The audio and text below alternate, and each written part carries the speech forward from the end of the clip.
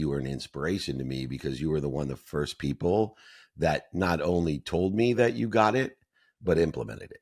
And you took a small average business and you built an empire, and it's going to continue, no pun intended, with the Empire State Building behind you. But more importantly,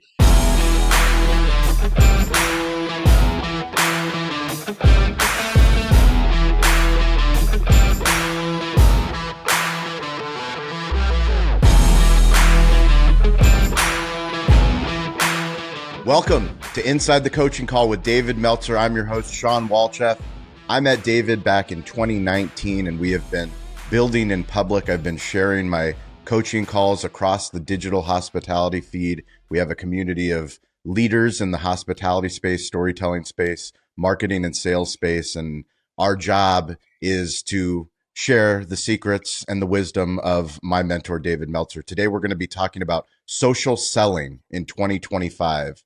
So we want to talk about the intersection of technology and sales. I've been attending Dave's Friday trainings, and some of my favorite trainings is where he dives deep into sales. I'm going to share a quick story. One of my friends here, Cali Barbecue, our restaurant, we sponsored the San Diego Gulls, which is an AHL, American Hockey League team that came to San Diego. We started selling barbecue in the arena, and through that relationship, I met the president of Fox 5. He is named as Scott Keith.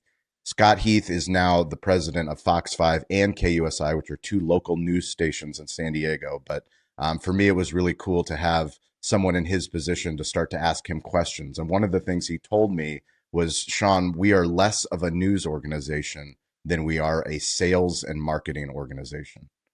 And that was something that has always stuck with me, because when you think of media, I don't think of sales and I don't think of marketing until I started building with David, and David started teaching me the things that he has been teaching me. So let's start with sales from a media perspective. What has David Meltzer learned, and what is your advice for 2025? Look, there's number one, two things that you have to understand, and it's the two things you have to understand to be a good mentor and a good teacher and a good parent. In order to utilize media in a sales capacity, you need to be annoying. And a lot of people are afraid to be annoying. And to be a good teacher, mentor, coach, parent, you need to be annoying. What do I mean by that? One, you need to be truthful to yourself. You need to be who you are, your essence. You need to be honest. And you have to go through everything with a fine-tooth comb of credibility. I bring up an interesting statistic, even though I don't like statistics. In fact, the only statistic I really like is 99% of all statistics are made up. That's my favorite one. My least favorite one. I haven't heard this the least favorite one. This is great. It's true, though. And then the other statistic I don't like, but it's absolutely true, is 100% of all putts that are short do not go in. And I don't like that one either. Although 100% of the things you do now get done, I do like that one as well. Anyway, you got to be annoying and you got to be honest. You got to go through everything with a fine-tooth comb, because the closer you get to credibility, if you're 100% credible, Shawn, you could come in this podcast and tell everyone, please wire me $1 million Monday morning. I will wire you back $2 million on Friday by 5 p.m. And almost everyone would find the $1 million if, and only if, you are 100% credible. So the number one thing we need to do in order to utilize media and sales is make sure we go through our content that we've utilized in the Shakespeare's stage theory by capturing, modifying, amplifying, and perpetuating it in the truth, in your essence. The second thing that's most annoying to be a teacher, coach, mentor, or a parent, or a sales media person is to be repetitive. You see, you can't expect media to work unless you're consistent and persistent in that truth, in that credibility. And too many people don't see the value, and too many people cannot articulate the quantitative value to exceed what you're asking for, a critical component of all sales, because one, they're not honest. They oversell, back end sell, lie, manipulate, cheat, steal. And two, they're not repetitive. They think that they just go ahead and post one little toast ad on the hospitality network, the Cali Barbecue Media Network, and that everyone's going to know, number one, who it is, Yes. and two, see the value in it. Because remember, there's two objectives in sales: be aware of it, Yep. and then know the value of it. Knowing that value can only be derived by giving people more of what they like and taking away what they don't like. So there has to be that conversation as well in order to articulate a quantitative value. So I know you're an investor in a company that does social selling. Can you share a little bit about why you invested in that company? And then let's talk more about what you think is going to happen in 2025 with the big tech companies and integrating commerce into content. Well, the reason I invested in that company is because everybody needs it. And the social siloing that's taking place is going to continue. And that people are once again going to be siloed to their community. And there'll be very few that will be able to pierce the social silos, meaning that there'll be very few brands, very few people, very few ideas that will be ubiquitous. And it will take a tremendous amount of time to either continue the ubiquity that exists with, bigger brands like Coca-Cola and McDonald's, or it will take a lot of money in order to do that, because it's becoming more difficult and more expensive. So I invested in it because there's going to be big social silos, because there are social silos that exist. I pinch myself in the morning to think how big my community is. And I know my community will only grow. It will become more difficult and more expensive for it to grow, but it will only grow. But I built a big enough community that my great, great, great, great grandchildren should never starve, because if they utilize the social silo, the community of people that want to help each other and know people that can help each other, that buy from each other and sell for each other, and I empower them in order to do so, not only will they make a lot of money, they'll help a lot of people and have a lot of fun, regardless of the external circumstances that exist that we can't control. When you get hired to work with small companies doing significant revenue, what do you see as their number one problem that they have in their sales process? People. So they don't take enough time to empower their people. The people, they built a scalable model, but the people can't articulate the quantitative value, and they're not engaged enough to touch enough people in order to facilitate acceleration in that scaling and the compounding outcomes that occur from a group, a collective consciousness of salespeople that are actually effectuating that value across the board and amplifying it correctly. So it's absolutely only one problem: people. And when you talk about people, are you the best salesman in the Meltzer organization? I hope not. I don't want to be. This is honest time with David Meltzer. Yeah, no, I hope not. But look, it'd be very difficult for, the oldest salesperson that I have in my organization is 35 years old. I've been selling professionally for 35 years. Yeah.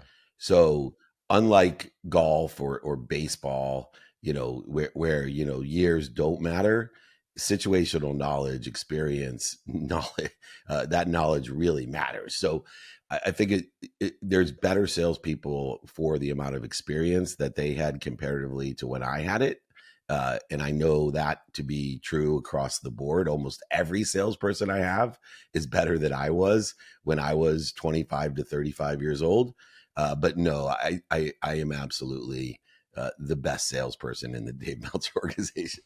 How do you, from a sales perspective in the Dave Meltzer organization, are you adding new products, or are you focusing in for 2025? So not changing the buckets, but adding more products to the bucket. Okay. So the buckets I have are free. Yep. And that's where I spend the majority of my time selling value for no money. Then there's all types of groups, activities, all types of those, and those are growing immensely. VIP dinners, masterminds, meetups, holding courts. I have a private networking group with one-on-one access to me that's growing by the thousands. Wow. And anybody that would like we're just finishing up. I'll hold it for your guests. $397 for the year, 100% guaranteed to be a profit center. Amazing. What does that mean? You give me $397, join our private networking group, get one-on-one access to me on Mondays, and I will make you more than $397. It's going to be $497 for the rest of the year, For sure. but that is a group. Then I have one-on-one, which is one-on-one coaching, business advisory, and business consulting and investing. What is the biggest, what are you most excited for in 2025? That's easy. I am the chairman of the Napoleon Hill Institute. And so it's one of the biggest brands in entrepreneurship ever created by Napoleon Hill. I own the rights to Think and Grow Rich, Outwitting the Devil, How to Sell Through Life. I own and will build institutes across the world, virtually and brick and mortar institutes.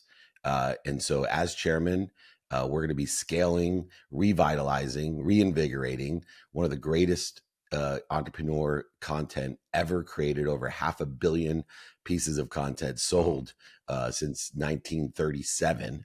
And so that was one of the strategies of building my social silo, is to be the chairman and own the rights to that content in order to facilitate the elevation of people, to empower people to make a lot of money, help a lot of people, and have a lot of fun. That combined with being the chief chancellor of Junior Achievement University, the chairman of Unstoppable Foundation, and the other things that I'm doing charitably are going to impact my legacy for my great grandkids. So in the essence of being annoying, let's talk about how the stage theory applies to what you've just shared. And let's start with what is the stage theory for those that don't know, that have seen this video for the first time, that are meeting Shawn Walchef or David Meltzer for the first time. Welcome. Thank you for watching. Thank you for listening. But the stage theory is the big thesis that Dave and I have been working on together for the last 5 years. And you've helped me since 2019 to develop that, because you were an inspiration to me, because you were the first people that not only told me that you got it, but implemented it. And you took a small average business and you built an empire, and it's going to continue, no pun intended, with the Empire State Building behind you. But more importantly, so, and here's one thing too, Shawn, right? You said, well, for those of you that haven't heard of the stage theory, let's talk about what it is. In the essence of being annoying, go ask your producers. Go ask your biggest fans what the stage theory is. Yes. I promise you they won't be able to do it. We could bring your producer on right now, and I promise you he's had to edit this shit. He's heard the stage theory, but he doesn't know it at the level in order to implement it. That's why we have to be annoying. So stage theory, it's the essence of the future. I am a content capturer, not a content creator. My primary focus is to capture content, because Shakespeare said the whole world is my stage. If that is true, then everything I do is content.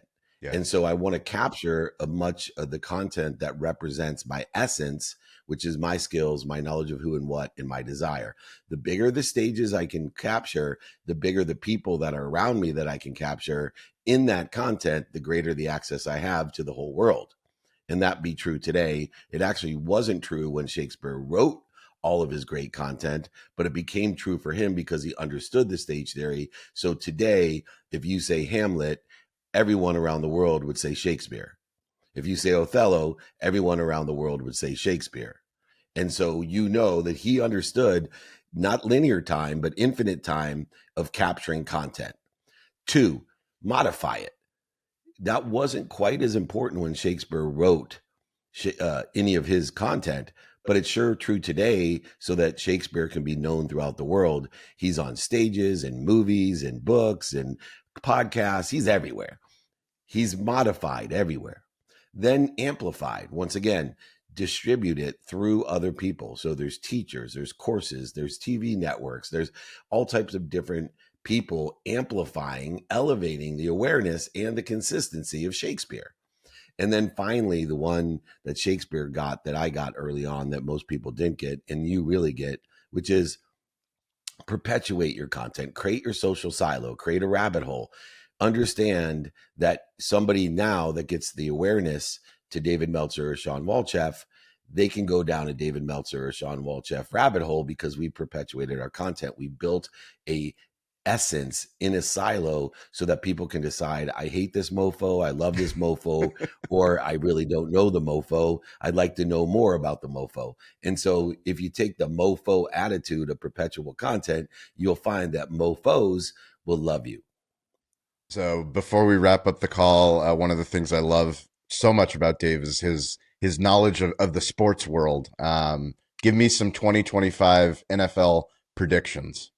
And yeah, well, I'm going to give you a prediction I gave at the beginning of the season, and it's proof that even a blind squirrel can find an acorn, because I've come in last in almost every single fantasy. Warren Moon and I have come in last place in almost every fantasy league we've ever participated in. And the only year that I went in first place, I got beat in the championship. So I've never won a fantasy championship. Here's the greatest thing. I don't know shit about basketball. I've won so many brackets. I'm probably over six figures. Over six figures I've won money-wise. Really? And I don't know shit about that. I don't know shit about basketball. What are you, just picking logos? You're picking mascots? Exactly. I don't have a clue what I'm doing. Anyway, beginning of the season, I picked the Baltimore Ravens to beat the Detroit Lions in the Super Bowl. And I'm holding to that one prediction. Next prediction, that the Los Angeles Chargers will lose to the Baltimore Ravens in the AFC Championship game. Oh, wow. That's a bold. With little talent. I love it. Very little talent. Little talent. Great quarterback. Great comparatively. They got talent, but comparatively to where they've been in the past and the other teams that they're going to beat, they're going to beat Houston, they're going to beat the Chiefs, and they're going to lose to the Ravens. Well, if you guys want to reach out to me, I'm weirdly available at Shawn P. Walchef. David Meltzer is weirdly available. You can find him on all his social channels. You can email him. You can get a book. Go ahead. Yeah, I got to say this. On January 11th, yes, I want to invite everyone, and if you could amplify this for me everywhere, I'll Rising Tide community. We will amplify. That's what we do best. Please, I'm doing a birthday bash. Birthday bash, the launch of Napoleon Hill Institute 2.0. Why it's a birthday bash? It's January 11th. Here, talk about the universe and coincidences. On January 11th, 1958, Napoleon Hill and W. Clement Stone launched the Napoleon Hill Institute on January 11th. Wow. 1958. Your birthday. On January 11th. Yeah. On January 11th, 1968, I was born. And now on January 11th, 2025, we're going to launch Napoleon Hill Institute 2.0. Chairman David Meltzer is going to lead the way to revitalize one of the most impactful content houses that has ever been created. Almost as pertinent as Shakespeare is to entrepreneurship is Napoleon Hill. That is amazing. There's David Meltzer. David at dmeltzer.com. David, I appreciate you. All of our coaching calls are available on our YouTube channel, Cali BBQ Media. Check it out. As always, stay curious, get involved, and don't be afraid to ask for help. Thank you, Dave. Thank you, brother.